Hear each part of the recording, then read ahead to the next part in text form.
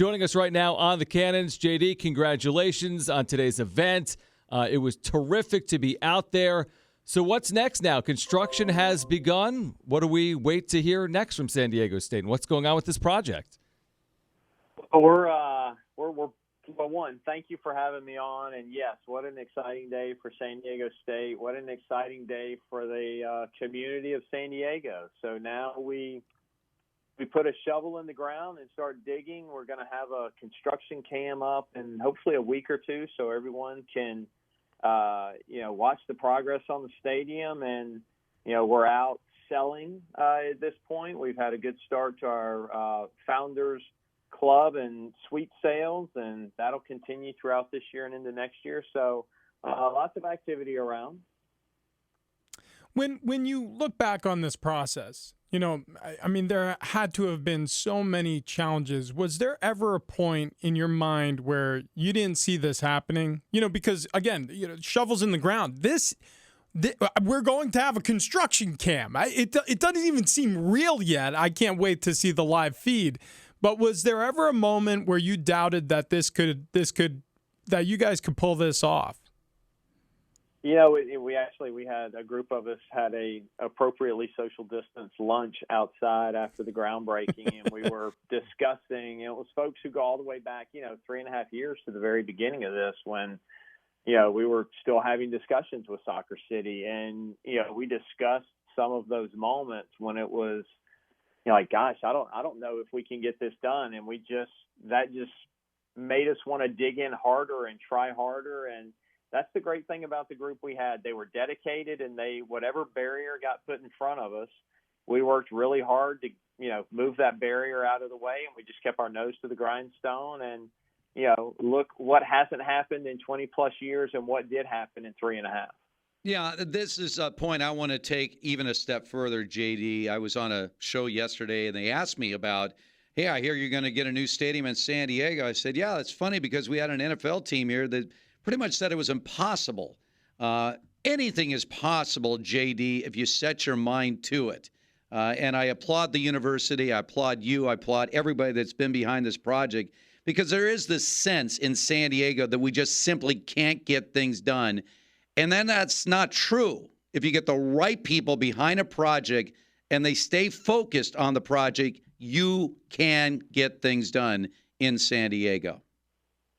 Yeah, absolutely. I mean, I would listen to, coming home, I was listening to Darren's show, and Scott Lewis was on, and he talked about the broad-based support from the left to the right that backed this project, that backed SDSU West, the Friends of SDSU, getting this stadium going.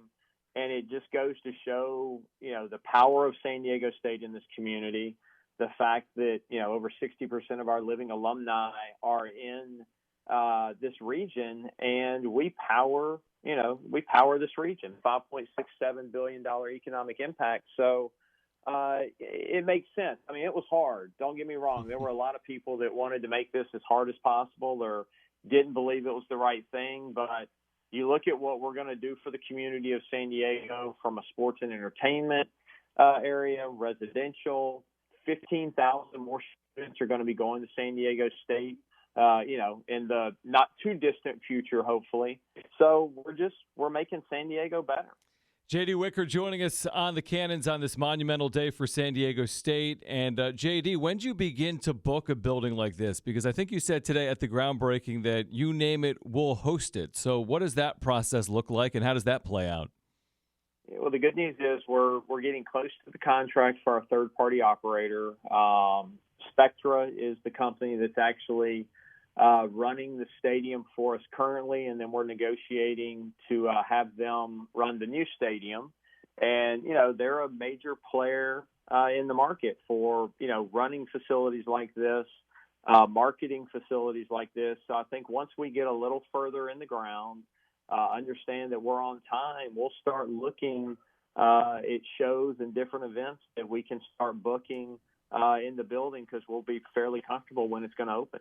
Obviously, one of the most important events in the city is San Diego State Aztecs football game. And unfortunately, this fall, we're going to miss out on that. And we're hoping that the spring postponement brings great news and a prosperous season for the Aztecs.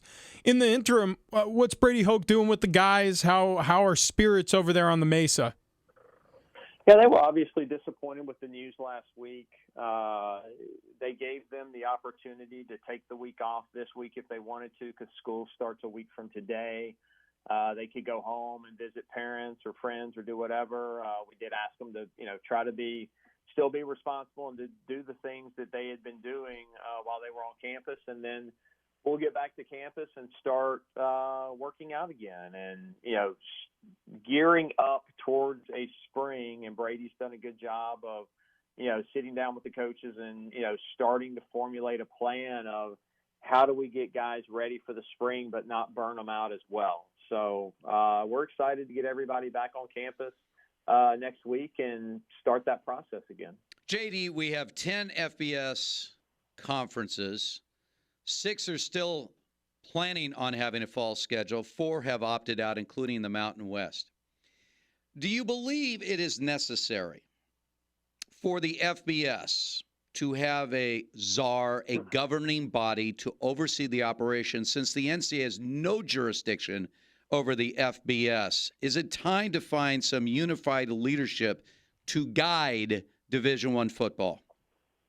Yeah, I think it's important to, you look at what Dan Gavitt is able to do with NCAA basketball, and that's important. And we have not, from my opinion, we have not looked like we've been very coordinated because, well, it hasn't looked like we've been very coordinated through this whole coronavirus piece. And we really need to. And so I hope that's something that coming out of coronavirus and, kind of seeing what the landscape looks like at that point, because there is a lot going on in NCAA athletics, that we can start to be, a little more cohesive in making decisions that's good for the whole as opposed to what's good for me. JD, in your mind and in the university's, thought process, could a new stadium impact San Diego State's long-term conference affiliation? I think it certainly, people ask me, like, hey, John, when are you going to get us into the Big 12 or the Pac-12? And I tell them, well, that's the decision of the presidents at those, in those conferences that make those decisions. The thing that we can do is control what we can control. If we can be the best that we can be across the board, so that's having a premier, football facility, having a premier basketball facility, which we already have. We're successful on the field of play across all of our sports. We're successful in the classroom. We're in the 28th largest market from a television standpoint. And, oh, by the way, if you can go out and build a $310 million stadium, which part of it is, raising about $138 million, that's going to show that there's an investment in collegiate athletics from the community and from your institution that will make us an attractive institution if there are additions to be made down the road. JD, we sent John Schaefer, our trusty companion here, down to the Mission Valley site ahead of the groundbreaking, and he promised us that he'd move some dirt for you guys. And he said, look, I'm going to come back with calloused hands. I'm going to come back with dirty clothes. And he showed up in pristine condition, no signs of wear or tear. You were there. You spoke to the crowd. Did you see John Schaefer even touch a shovel? I thought I saw him in one of the track codes that they had parked behind there, and he, and then they were doing police training in another section of the stadium, and all of a sudden, like 8 of the cars came driving over there, and surrounded the big cat. So John was trying. That might end the stadium project. If I start work on it, that might be the end of it. Well, by the way, JD, Rich has already claimed that he'll drop the shovel wherever that first eatery. In fact, all the eateries, that he's going to be digging up that dirt to be there for the groundbreaking. By the way, I heard all the heavy equipment that is going to get this project started was already there. Right? It's like, talk about not wasting time. They're already on the premise. Like, all right, let's get this shovel the ceremony out of the way because we're ready to roll. I mean, that's how anxious. Yeah. We're working. They've Yeah. already started working. They were up in the northwest corner. We'll be tearing out asphalt and digging shortly. So, yeah, no, we're not wasting any time. We already lost a couple months, because the negotiations dragged longer than we had hoped they would. So we've got time to make up. We're still full go working towards that September 3rd, 2022, and we're going to do our best to hit it. And we've got great construction partners in Clark Construction and the architect Gensler. We're going to do everything we can to get that date. JD, thank you and congratulations. And what type of reaction did you get on the pants? If you missed it, he was wearing red khakis or red slacks. What were they? Red golf pants?